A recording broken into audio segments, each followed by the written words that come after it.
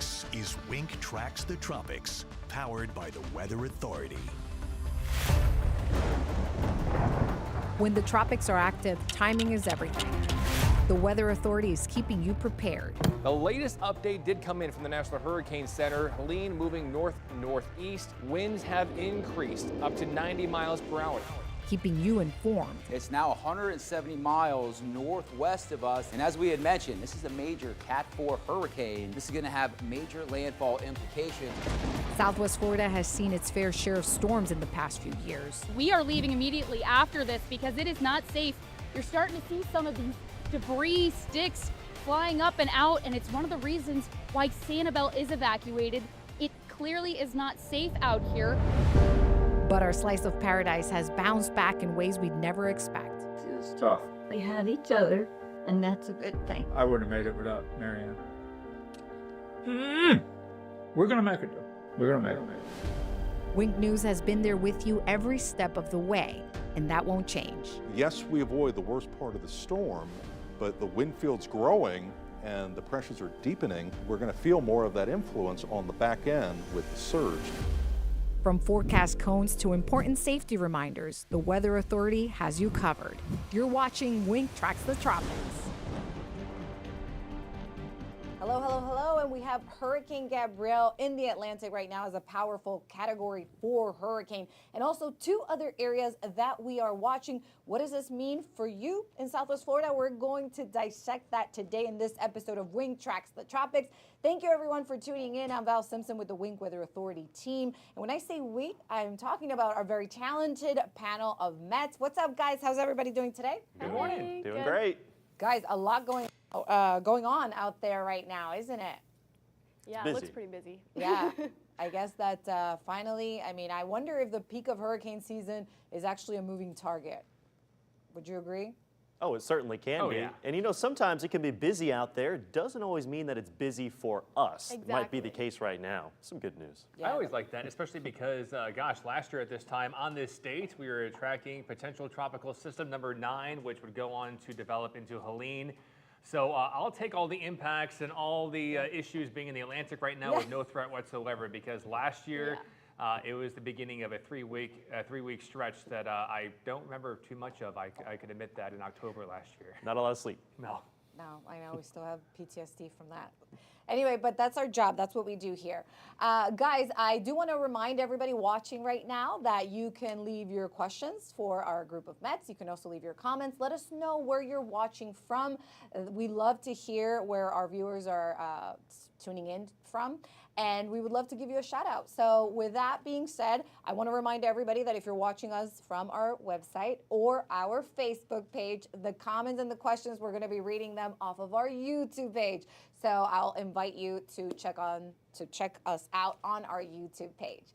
Without any further ado, why don't I give us a little review of what's going on right now and what is it that we're watching. Like I mentioned initially, I told you about Gabrielle being a very powerful Cat 4 hurricane, but it's moving the opposite direction from our coastal line, and that's exactly what we like. And then also, we have two other areas. We have an area that has a 90% chance of development, now Invest 93L, and then we have a separate area that has a medium chance of development that is a 60% chance. It's Invest 94L. Now, the one that has 90% has a chance of becoming a tropical depression in the next few days, probably as we get closer to the end of this week. But before we move on and we talk about these areas, I do want to take a look at this satellite view of Gabrielle. I do want to point out, and I want you guys to notice how on the west side of it, it actually is not as perfectly round, and I believe that the shear in this case, it's eating away at this system. We also know if I open up the cone of Gabrielle, that it will be losing intensity as it continues to move closer to Europe. That's two reasons why. It's going to be encountering sea surface temperatures that are much cooler, and also probably dealing with a lot of that wind shear. Right now, Gabrielle has max sustained winds of 140 miles per hour, and it's moving east-northeast at 20 miles per hour. It's moving a little bit faster than it was in the last few days. And notice here that by Wednesday now, it continues to lose intensity, becoming a Cat 3, later on a Cat 2. By Friday, we're looking at a Cat 1. And as we move into the weekend, it's going to lose its hurricane wind strength and eventually even perhaps bring some of that moisture to Portugal and Spain. What I did mention to you is that it was going to be encountering a lot of that wind shear, which is what I was showing you on that satellite as well. And that this is actually something, an ingredient that it had to battle throughout its term from the moment that it became a tropical storm. It was having some trouble there. But finally, as you can see, where you see those tones of deeper red, that's where we see a lot of that higher wind shear there. Right now, it's in that pocket where it's nice and open and it's not seeing any wind shear at all, probably reaching its peak like we already mentioned. So as we continue to move on and we talk about the other two areas that we're watching, because, you know, where are these headed? Everybody wants to know. The reality is that they haven't formed yet, so we're not 100% certain, or we don't have confidence exactly in the path. However, because they're invest, and the National Hurricane Center has assigned them as invest, this means that we will have more information probably in the next few hours in terms of what could we expect in terms of path. But it looks like the Invest 93L is likely to perhaps take the same Gabrielle path. However, notice how the orange blob, it's a little bit closer to us, and that might have a different, just a tiny bit different path, maybe come a little bit closer to us. But there is something that will be steering it away to the east. I'm going to get into that in just a little bit. So let's start from let's talk about one. Let's concentrate on one of these red blobs, which is Invest right here, 93L. So like I was saying, expect tropical development likely later this week. It could develop into the next tropical storm. If that's the case, it might be Umberto. And it's likely to curve off to the north. That's what I was saying in terms of following that same similar path like we've seen with Gabrielle and early on in the season with Aaron as well. And as we take a look at the other area that we are watching as well, right now it shows signs of slow development because, again, it's having to organize itself just a little bit better. But the likelihood of it becoming a tropical depression as it nears the Bahamas is likely. So we're going to continue to watch that. I do want to give you this a little view so that you can see the tropical and how it's rotating. I'm going to switch. There we go, graphics right now so that you can take a look at this. Now, this is where we are today, and they're trying to form. And as we continue moving on into the week, you're going to notice that there's a little bit more rotation on what is Invest 93L. As we continue to advance and we move into what's the weekend now, you can notice how there's perfect rotation on 93L. That's why probably becoming the next tropical storm. And then we see that other area that's also trying to really concentrate on that rotation as well, not as defined. And here's what I was telling you about the steering. There is an approaching front pushing south, and there's a possibility that that will help steer and push away any of these possible systems. That low area could potentially merge with 94L as well, so we're going to continue watching. I'm going to share with you some of what the European ensembles are showing. With 93L, as you can see, it's very clear that a lot of these ensembles are in agreement that it will make that turn north-northeast. And then with 94L, you could see that it continues to move. It's staying away. Most of these ensembles are staying away from the coast of Florida. However, notice how some of them do push it to the southeast coast of the United States. So we need to continue watching that depending on when that front starts to push down. I think that we will get a better idea of what is going to happen. So there's a closer look at what's going on with 93L right now. 94L is just in the middle of the Atlantic. It's doing its thing, becoming a little bit better organized. Now, this is what we're seeing with 94L. It is producing showers and storms for the Windward and Leeward Islands. And it's very possible that tonight and into Wednesday, some of those outer bands will be affecting the island of Puerto Rico. So this might be some interest for them to continue watching. And then I did want to mention something in regards to what we saw with, I'm just going to go back a little bit, you guys. I want to talk about the rapid intensification that we saw with Gabrielle, because a storm's wind speed, well, it's considered rapid intensification when a storm's wind speed increases by at least 35 mile per hour in a 24-hour period.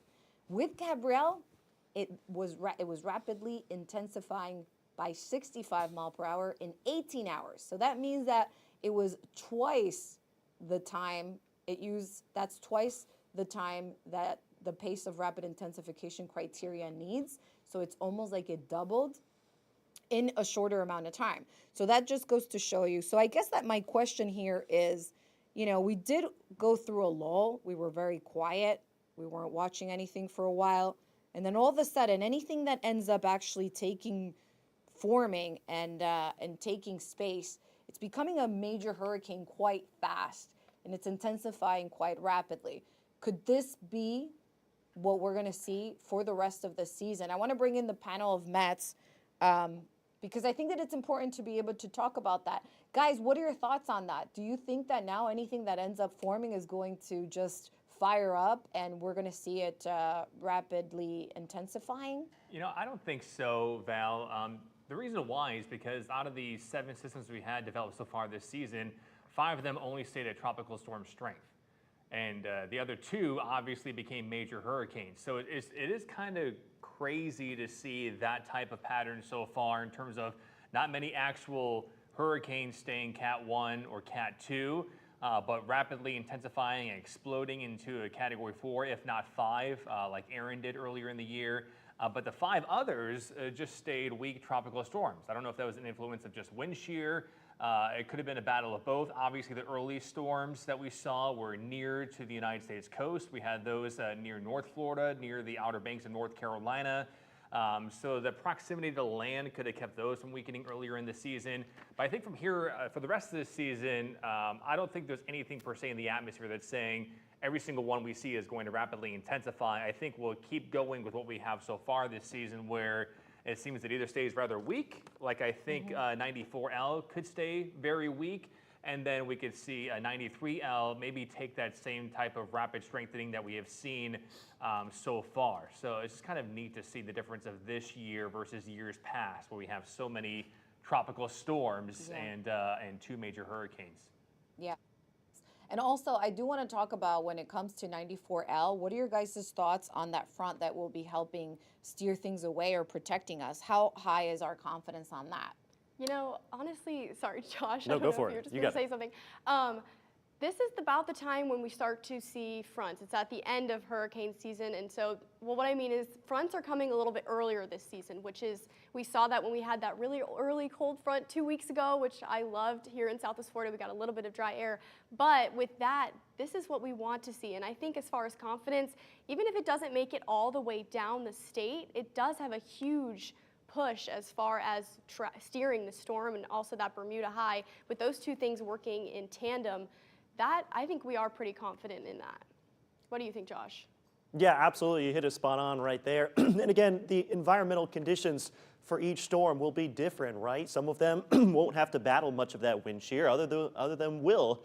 And some of them will have lots of warm water to tap to, other won't. So that's why there's always going to be, you know, a different path and also a different intensity for each storm. It all depends on the current environmental conditions at the time. Very good, guys. I do want to remind everybody that we're taking questions from our YouTube page. So if you're watching us on Facebook or on our website, make sure to tune into our our YouTube page. That's where we're getting all the questions. I don't have questions right now coming in, but I do have a few comments, and I want to give a huge shout out. We have Amber here who's saying she's watching from LaBelle, you guys. Shout out. Good morning, Amber. Yeah, good we morning. saw Amber. I think Tim was also on. Tim's always on there. Tim's a great viewer for our Wink News products. We've gotten a lot of beautiful pictures coming out of LaBelle lately. Oh, we have. The Caloosahatchee, it's always stunning. I love it. Yes. So let's talk a little bit about this rapid intensification that we saw with Gabrielle. And what do you guys think? What do you think that caused? What were those ingredients that we saw that caused this rapid intensification with the system? I think the biggest thing when it comes to rapid intensification is that the water temperatures are always there. We've had the warm water temperatures Even since Aaron, and it doesn't follow the same exact path that Aaron did, so it didn't tap into the slightly cooler water temperatures left behind Aaron, even though that was over a month ago. When I interviewed a number of individuals from the National Hurricane Center, they told me that most of the storms, if they are going to rapidly intensify, they rapidly intensify in the early onset of that storm's creation. So usually in that first 2 to 3 days, we saw that with Aaron. We saw that again with Gabrielle. It took some time with Gabrielle because it was battling Saharan dust and dry air. But once it got out of that Saharan dust, it blew up really quickly. So it's always neat to add what actually happens to what our friends and partners say at the National Hurricane Center, where they do see rapid intensifying storms, usually within the first couple of days of formation. So, it's going to happen. I think if the wind shear component does dial back in any of these storms and they're allowed to form that eye wall and form that ventilating process, feeding on the warm water temperatures, getting rid of the cooler air up above, that they can rapidly intensify, as Josh was saying, as long as the ingredients are in place, the low wind shear, the warm water temperatures, and then it starts to feed in upon itself, where you're going to see rapidly intensifying storms. In fact, I think 7 of the 9 hurricanes last year that we had in the season all did rapidly intensify. So a neat stat there from last season too. Yeah, I think with Gabrielle, when that first cone came out, it was kind of with the position that it was in and with the forecast of the wind shear. I mean, for me, it was kind of like, why wouldn't it intensify further to category 2 or 3 quickly, because all the ingredients were there, like we said, and that's really all it takes sometimes. Yeah, and now we're seeing the opposite, right? Because of different ingredients. What are those, Josh?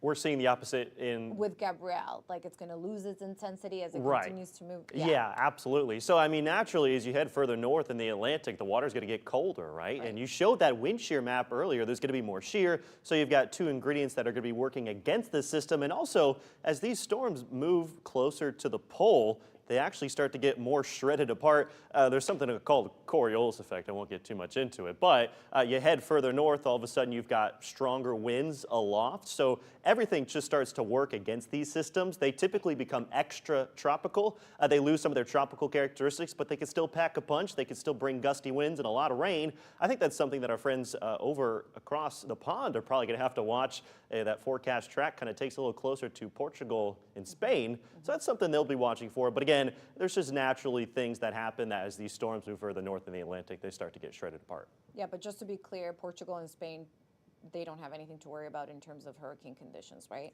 Correct, yes. You can see that forecast track did take it down from the hurricane force winds. I think it still deals with some gusty winds for sure. In fact, I believe there's new hurricane watches put in place for the Azores, as I saw with the earlier 11 a.m. update. So that's something they'll be watching for too. Yeah. And I just wanted to point out, this is the 11 o'clock advisory. This is like fresh out of the oven right now. Nothing has changed with Gabrielle as it continues to move east-northeast. Okay, I want to go ahead and change topics a little bit, stay within the hurricane topic, but I know that we have, Oceana is always bringing us great hurricane tips. And before we move on to that, I just want to go ahead and mention, if you've been through a lot of hurricanes and you have some tips that have worked for you and you would like to share them, go ahead and share them on our YouTube page. I will make sure that I can share with everybody that's watching and tuning in right now. You never know who some of these advice could be helpful to. We have a lot of new folks that are moving into the area here in Southwest Florida that have never been through a hurricane season. And without any further ado, go ahead, Oceana, tell us, what do you have prepared for us today? Yeah, I love that you said that, Val. I mean, there's a lot of people that have never been here before. I know for us, the word hurricane is as common as the word and, I would say. I mean, we see it and talk about it a lot, especially at this time of year. So I just want to bring up something that a lot of us, even if you are from Florida, you might not have a go kit. And I think this is uber important as far as hurricane season. And if you don't have it done already, well, let this be your reminder. So the first thing you should have in your go kit should be a first aid kit. So with all of your medicines like Tylenol, Advil, or bacitracin, anything like that, Band-Aids, gauze, important things that you would keep in a first aid kit, alcohol wipes as well. And then also some fresh water. You should at least have 3 days worth of water and snacks. Now, depending on the size of your kit, so I would put it in like a Tupperware, like a large Tupperware, or a suitcase is always a good one. But depending on how large it is, pack as much as you can as far as water and snacks, because you never know how long you'll be without the ability to go to the store or something. And of course, make sure those snacks are non-perishable, like trail mix or granola bars or something like that. Batteries are huge. I think a lot of us know this one. Always have plenty of batteries on hand during hurricane season. You're going to want to be able to power up the flashlight, your portable chargers, everything like that. That brings me to the next one, portable chargers. A lot of us use our phones for the most important information from hurricanes as we get notifications from our Wink Weather app or the National Weather Service. It's super important. You can also stream all of your local news right from your phone, so portable charger is super handy to have there. A radio, you know, a lot of people don't think of this anymore, but if you could get a crank radio or just an old-fashioned battery-powered radio, that's why you need to have the batteries. That is also a huge one because you know that you'll at least have that service there if your phone has no service or if your power goes out and you can't access your phone or anything like that. And also a flashlight, your phone, don't rely on your phone is basically what I'm getting at this. It's not going to be the most reliable thing in terms of power outages or if it dies. So get a flashlight, a nice big one, invest in it. My dad is a huge fan of flashlights. We have like 10 growing up in our house.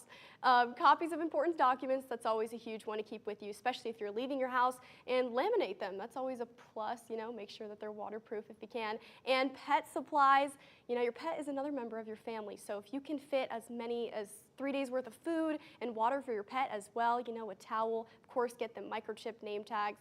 I'll have a lot of more information on pet safety during hurricanes coming up this week, but just always another thing to add to your go kit. Very good. Those are all great tips. I actually have Amber here commenting. She's watching us on YouTube. She's saying that it helps to have solar-powered flashlights. Yeah. How about that? I mean, I haven't seen those. That's pretty genius. I haven't seen solar-powered flashlights. Okay, I have some questions coming in, you guys. Let's see if we can help some of these folks out and answer some of these. Somebody says that with Invest 94, will it cost anything to our weather here in Southwest Florida, or will it be too far off coast? I think it looks to be a little bit too far off Florida's East Coast. I know Josh and Oceana can both tap into that as well.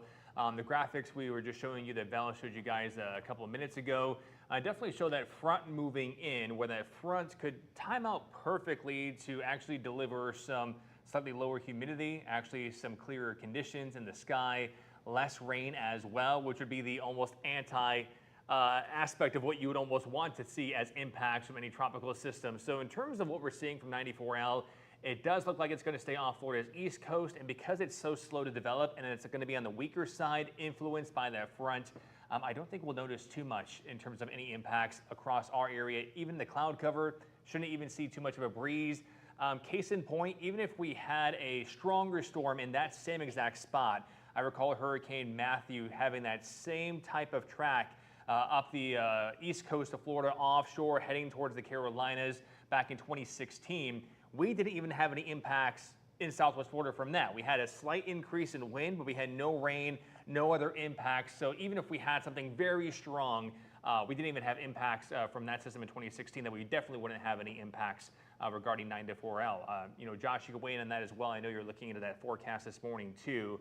What do you think? Yeah, absolutely. And the good news is, since it is an invest, that means the National Hurricane Center is investigating it. We actually get those hurricane models that latch on to where they think the center of the storm is right now, and it'll actually project several paths. So we get to look at those a little bit later on today. And what I like to see is just that further easterly track. I mean, that front's going to help us out tremendously. There is also something called upper level trough that kind of just picks these storms up, keeps them a little bit further off towards the east when you have these incoming fronts as well. And also when you talk about if a storm sets up to the east or west of you, you know, down here, we're certainly familiar with storms that set up to our west, can stay offshore, but absolutely impact us, especially our coastline. But when it's opposite, when these storms stay on the Atlantic side, typically the western half of it is not going to bring much for us. A lot of the times, especially late in the season, it drags in dry air from our north. So for all those reasons, and based on the current trends in the forecast track, we are not expecting 94L to impact our weather. Very good. We have a couple of comments coming in. I'm going to go ahead and read some for you guys. We have Sherry. She says, good morning from North Fort Myers. And she's remembering some of these bad storms that Southwest Florida had to go through. She says, we got hit really bad by Ian. That is her comment right there. We also have another question. Tim is asking, did I see that 94L was showing a track towards the northeast United States? Yeah, I think you showed that, Val, in your model plots. I forget what you were pulling in there. That's a possibility. You'd have to look well into what all that is telling us. There's a lot of lines on that screen, so definitely take that with a grain of salt. It means that as these ensembles, as we're running one model anywhere from 50 to 53 different times, changing some parameters, we get an output of where the storm could be tracking if it were to even develop at all. Again, there is some influence of that mid to upper level area of low pressure, basically just a normal storm system, normal area of low pressure passing through the southeast, that even though it could ingest that low and it could ingest whatever could be developing tropically, it still would have that model plot line heading towards the Outer Banks of North Carolina. I wouldn't be too focused on, is there going to be a hurricane heading towards the Outer Banks of North Carolina, only because of the influence of where that low is, the upper level low, the entire parent system, the entire outlook of what's going on, the troughing, as Josh mentioned, across the eastern United States. So there is something heading towards the eastern side of the United States, but it looks like it would be anything weak, falling apart, or even absorbed by the parent area of low pressure as it moves across North Florida and heads towards the southeast. So kind of thoughts. There's a lot on the screen. Looks like the kids got hold of the crayons and just drew some lines there. But it's all over the place. Yeah, but that's my thinking or interpretation. If I was a meteorologist looking at this, saying, well, what am I really seeing? Yeah. How does it determine with the rest of the pattern? That's basically my thoughts when I go to forecast based on this graphic alone early in the morning. Yes, I feel 93L definitely has more consensus in terms of those ensembles there. All right, I have another tip. This is again from Tim. Tim says that this is his hurricane tip. If he sees Cantori going somewhere, or if there's a Waffle House close by that's closed, that's time to leave. That's what he wants to let everybody know. What is it about with the Waffle House, you guys? There is like a Waffle House index. Yeah. And we have we have an article about it on our website. Our intern this summer actually wrote all about it. So it's kind of a real thing. It's pretty cool that, the Waffle House likes to stay open till the last minute. Hey, Josh, which is what you should not do. Yeah, Josh, what was your experience? Because, gosh, when you were up in the Panhandle, Florida, I know they have Waffle Houses up there. I know they had a lot of hurricanes last season. Helene, Milton, you had Debbie as well. Yeah. Did you notice the Waffle House index playing a little bit of a Debbie, role there? absolutely. None of them closed. They all stayed open for that one. Okay. Helene, if you remember, the forecast track was taking it straight into Tallahassee. Waffle House still stayed open in Tallahassee. I know it took a little bit more of an easterly track. Some of them in the Big Bend, Perry, Taylor County, those did close down. So it has to be really bad in order for a Waffle House to close down. Yeah. Okay, we have a couple more comments coming in, and I want to share this information with you all because we did ask. And it says that, let's see here, Amber was telling me that Walmart is where she got her solar-powered flashlights, so you can find those there. Sherry is saying to start stocking up on water now. Big time. A good tip, yeah. Because that's the first to go in the grocery stores. Well, or you're expected to pay the Voss water, dollar amount. That too. All the cheap Publix water for $3 for a case of 24 is gone, and then you see the Evian. Yeah, you see the every brand with the screw on top, and you're like, am I paying for the water or am I paying for the packaging? I don't know. Yeah, no, I know. Sometimes it gets out of control when it comes to that. So it's very important to prepare. And this is where we do this. I think that the reason why we have these Tracking the Tropics shows is just the reminder that we don't, we're not, we have a long way to go still. We're not at the end of hurricane season. And we want to remind everybody that the time to prepare is now. Important things, like Oceana was saying, and also just know if you live in an evacuation zone and know, what your route is if you need to evacuate, and have a plan for your family. I think that's really important. Okay, I want to move on, and I'm trying to move on because I know that we have Josh, you have your Weather Watcher Spotlight. I know that a lot of you that are tuned in right now to our YouTube page are waiting for that moment, but we're having some technical difficulties with the iPad here, and I can't advance to that graphic. I'm trying to see if maybe we can show that, because I know you had something really cool prepared today, Josh. Yeah. Can you tell us about it while I try to? Sure. It was a pretty cool lightning strike last night in North Fort Myers. Had a few storms down here in Southwest Florida. And again, quite impressive. If you want to join one of our weather watchers, go ahead and sign up at winknews.com. It's amazing. We love the program. We show the pictures on air all the time. It's super helpful, whether it's severe weather or it could even be a nice sunrise. We love to show those in the morning as well. But overall, yeah, we're going to talk a little bit about lightning, just the difference between positive and negative strikes. you know, it's kind of hard to believe we're still in, well, actually still in the rainy season, but you know, we're moving into fall, and we're going to lose a lot of those big lightning storms that we typically see almost on a daily basis down here pretty soon. So, you know, it's kind of the last of the season where we see those cool pictures. But absolutely, we encourage you to join our Wink Weather Watcher page, and you can sign up right there on Wink News. Yeah, rainy season officially ends October 15th. Yeah. Hard to believe that I think we're about 22, 23 days away from that. Yeah. Yeah. I also want to remind everybody that if you want to become a weather watcher, you can find the link on our website, winknews.com. It is very important that you sign up through our website to become a weather watcher because it gives you access to a private Facebook page where all the pictrepublics and videos get shared. And what we do is we have you sign a release form, and that's the first thing. That way we can actually, all of us can use your pictures and videos and republish them on our social media. But then again, they could be on our newscasts, and we can also share them on here when technology is on our side and we can actually move our connection. It says that I'm not having really good connection too. I don't know what's going on. We'll look into that in a little bit.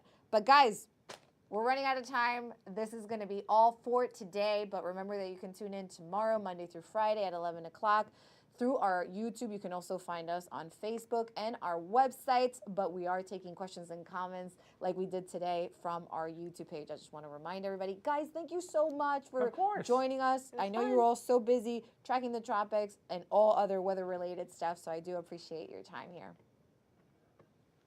All right. No, I was just saying bye. Bye, Val. Bye, everybody. Bye, guys.